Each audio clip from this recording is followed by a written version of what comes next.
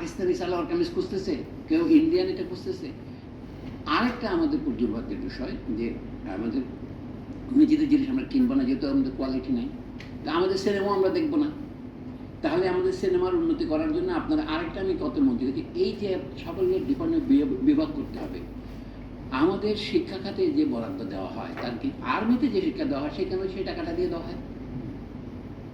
মানে আর্মির বাজার থেকে আর্মির এডুকেশন ব্যবস্থার জন্য না করে আপনি শিক্ষার বাজেটে দেখানো হয় শিক্ষাক্ষেত্রে এত টাকা বরাদ্দ হচ্ছে, তার মধ্যে ওইসব হচ্ছে। কাজে এইখানে দেখেন চলচ্চিত্র ইনস্টিটিউট বিভাগ করা হয়েছে। আপনারা হয়তো আমাকে প্রতিক্রিয়াশীল ভাববেন, বিশ্ববিদ্যালয়ে এই ইনস্টিটিউট করার দরকার কি, বিভাগ করার দরকার কি, শুধুমাত্র চেয়ারম্যান বানানো ছাড়া?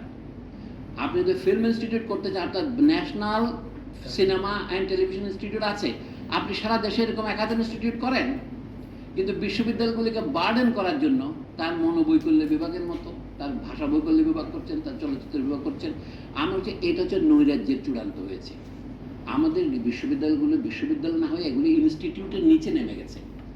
বিশ্ববিদ্যালয়ের যে একটা মর্যাদা সেটা আর নাই। আমি চলচ্চিত্রকে ছোট করছি না, চলচ্চিত্র নিয়েও পিএইচডি করতে পারে, লোকে করুক, কিন্তু চলচ্চিত্র বানাবার সাধারণ ট্রেনিং দেওয়া, রান্না করার শিল্পের মতো খুব ভালো শিল্প, রান্না ছাড়া আমাদের জীবনে কারোই চলে না। তো এই জন্য বিশ্ববিদ্যালয়ে একটা রন্ধন বিভাগ খুলতে হবে।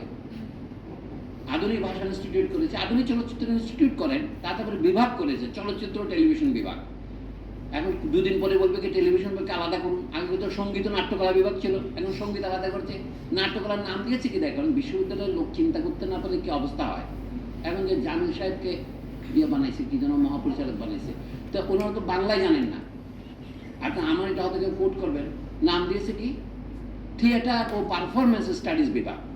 নামটা দেখেন, ডিস্ট্রাকশন অফ দি ল্যাঙ্গুয়েজ। চলচ্চিত্র না দিয়ে তারা তাদের তো নাটক, আগে ছিল নাট্যকলা বিভাগ, এর নাম দিয়েছে কি থিয়েটার ও পারফরমেন্স স্টাডিজ বিভাগ। নাট্যকলা শব্দ থেকে আবার থিয়েটারে প্রত্যাবর্তন করেছে। কোন আপনি যে ভালো উদাহরণ দিয়েছেন কাহের সাহেব, আপনি যত পণ্ডিত লোক এটা আমি আগে জানতাম না, আপনি সিনেমা মানুষ জানছেন। এই যে রবীন্দ্রনাথ ঠাকুর যে চলচ্চিত্র শব্দটা চালু করেছেন এটা আমি শুনেছিলাম। আমি কিন্তু আমাদের রেডিওতে ভালো বলে ছায়াছবির গান, তাই না? এটা অনেক সহজ বাংলা। তো রবীন্দ্রনাথের সম্মানে এখন লোকে জাতীয় সঙ্গীত বদলাবার কথা বলতেছে, কাজে কোনো রবীন্দ্রনাথের বিরুদ্ধে বলা যাবে না কিছু। আমি জাতীয় সঙ্গীত যেটা আছে এটা থাকুক চাই। এখন আপনি যদি এর চেয়ে ভালো লিখতে পারেন এটা আমরা আগে শুনবো, তারপরে অন্তত 10 বছর এটাকে ক্যারেন্টিনে রাখবো, তারপরে আমি জাতীয় সঙ্গীত কথা বলবো।